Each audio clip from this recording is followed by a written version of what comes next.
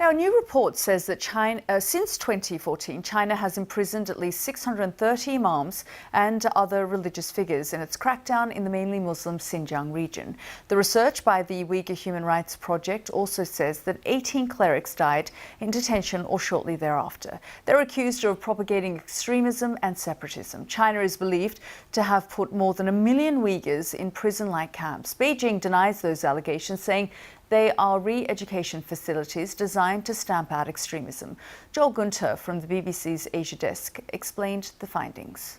From China's point of view, and what we hear from testimony from people who are in Xinjiang and from the relatives of imams and other religious leaders, is that imams have significant cultural influence within the Uyghur community within Xinjiang.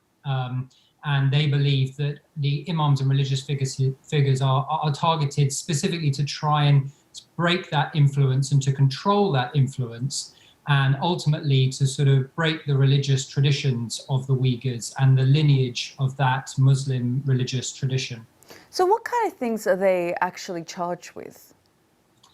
So the key charges that we saw again and again going through the data set and the research were things like propagating extremism, inciting separatism, really sort of quite broad but serious charges. And then when you dig into the testimony behind these, and in some cases the court documents where they exist, what we find is that it appears that the real offences behind these charges are things like preaching and convening prayer groups and essentially just going about ordinary business as an imam.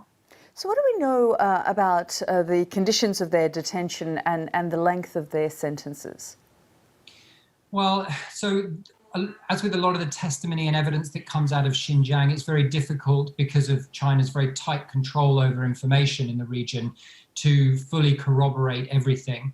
But from the evidence we have seen, we're seeing extremely harsh prison sentences for some of these seemingly very innocuous offences. They really shouldn't even qualify as offences. Sentences like 8, 10, even 20 years and sometimes life in prison. For the kind of ordinary religious practices that I've mentioned.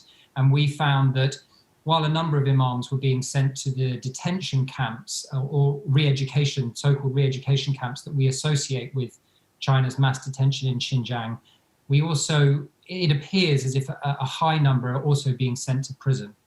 Do the numbers in your story really reflect sort of the true extent of the issue here?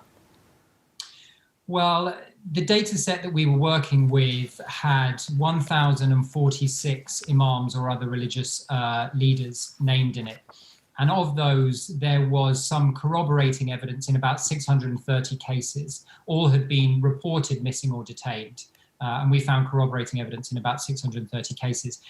But even that 1,046 is just a fraction of the total estimated number of imams and religious figures in Xinjiang. And anecdotal reports suggest that the number that have been detained over the past few decades and increasingly in recent years is much higher than the numbers that were collected for this data set.